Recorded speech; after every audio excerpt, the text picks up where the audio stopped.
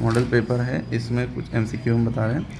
14 men earn 2800, how many men will earn 3600। 14 आदमी 2800 कमाते हैं और कितने आदमी 3600 कमाएंगे। तो जाहिर है आदमी बढ़ेंगे तो पैसे भी बढ़ेंगे ना, यानी आंसर जो है 14 से बड़ा होगा।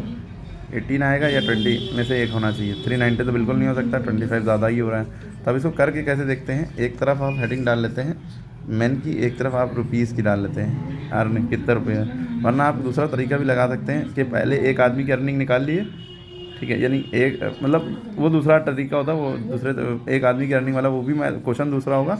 और यहाँ पे इसको भी दूसरे मेथड से कर सकते हैं, लेकिन आप ये वाला मेथड करिए, मैन वाला और अर्निंग वाला। एक तरफ मैन आपने नंबर ऑफ मैन डाली हेडिंग, एक तरफ रुपीज़।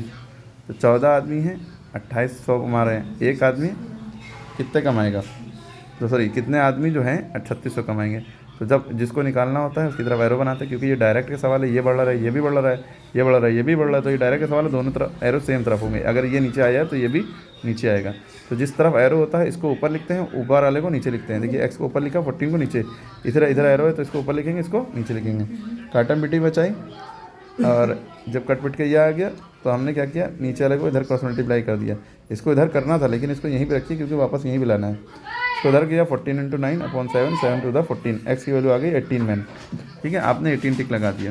फिर से वीडियो देखिएगा, इसकी डिटेल वीडियो पहले से बनी हुई है। दूसरी क्वेश्चन है, the diagonal of rhombus bisect each other. कह रहे हैं जो रोम्बस होता है उसके डायगोनल एक दूसरे को काटते हैं कितने डिग्री पे, 90 डिग्री पे, 0 डिग्री पे, 180 डिग्री पे, 360 डिग्री पे। तो 90 डिग्री सही है, क्यों? रोम्बस आपको बनता है, देखिए ये जो होता है सीधा सीधा ये स्क्वायर होता है, सारी साइडें बराबर है। लेकिन अगर उसको हम टेढ़ा करते हैं थोड़ा सा यूँ, सारी साइडें बराबर आएंगी तब भी तो ये रोम्बस कहलाएगी। ये देखिए ये रोम्बस कहलाएगा, ठीक है। अब इसके डायगोनल ये होते हैं, कह रहे हैं डायगोनल एक कोने से दूसरे कोने में मिल जाता है वो डायगोनल होता है। और ये डायगोनल हो गया। अब देखिए ये लाइन और ये लाइन एक दूसरे को 90 डिग्री पे काट रही है, ठीक है।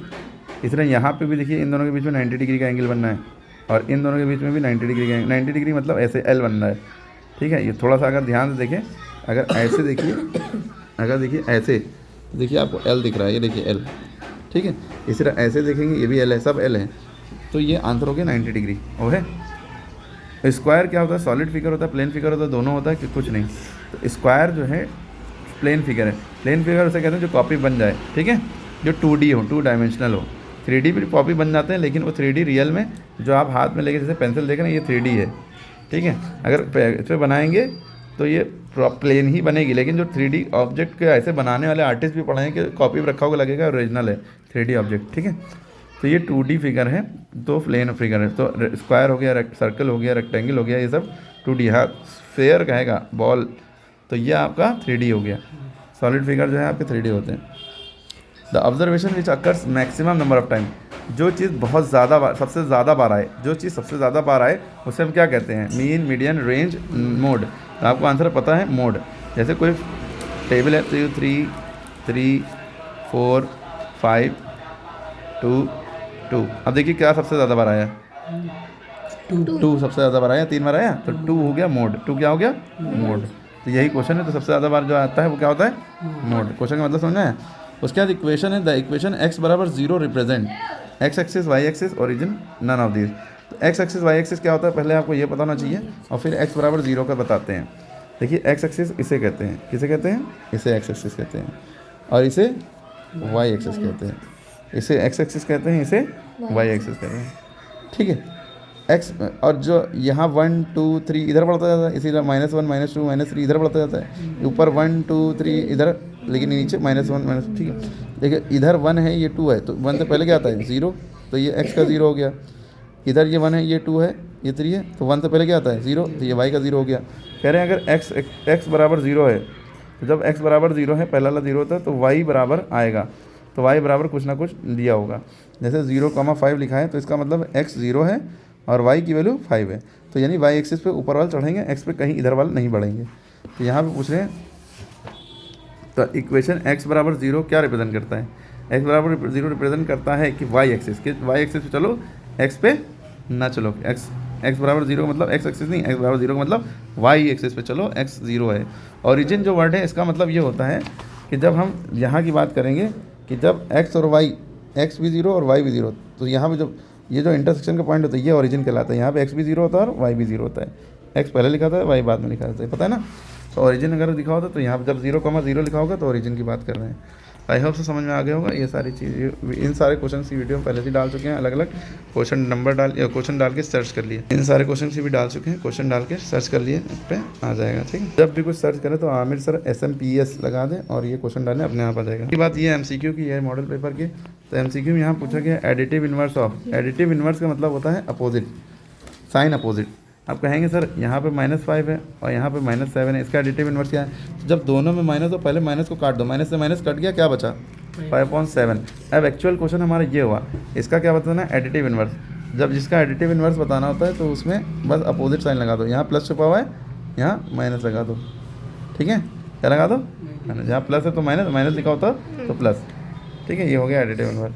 अब इसको पावर नोटेशन में करना है। पावर नोटेशन में कैसे करते हैं? फैक्टर करके। जैसे 125 है तो ये 125 का आपने फैक्टर निकाले, जिसे आप LCM समझते हैं। 5 to the 10, 5 to the 25, 5 5 the 25, 5 1 the 5। जब बना गया खत्म। अब 5 देखिए कितनी बार है, 1 2 3। तो 125 को हम लिख सकते हैं 5 की पावर 3, लेकिन माइनस लगा दिएगा। इसी तरह 3 4 3 को आप करेंगे अलग रफली। 3 4 3 को आपने किया कितनी बार? 7 4 3 7 3 10, कितनी बार? 7 से जाएगा। 7 4 the 28 और 7 9 the 63, 7 7 the 49, 7 की पावर भी 3 आ गया। देखिए 7 की पावर 3 भी आ गया। तो दोनों की पावर 3 है तो हमने एक साथ लिखा 5.7 और होल पावर 3 लिख लिया, माइनस अंदर लगा लें। ठीक है, तो ये -5.7 की पावर 3 सही हो गया।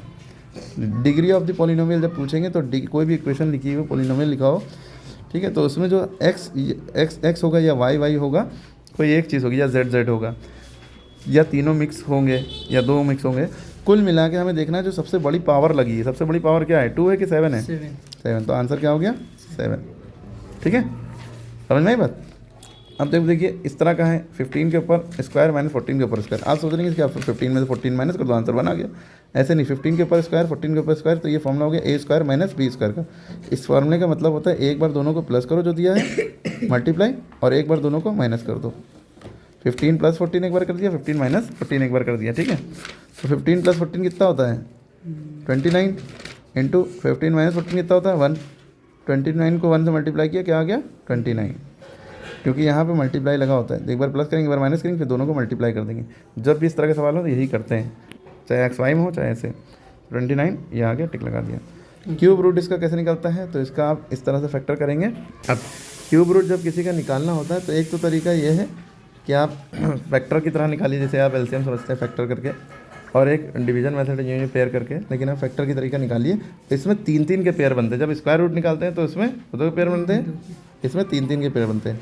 तो लास्ट डिजिट 5 या 0 होता है तो हम 5 से करते हैं। ठीक है, तो 5 6 दा 30 बचा 3 37, 5 7 दा 35, 25 बचा, 5 5 दा 25, फिर 5 बचा तो फिर 5 से करिए।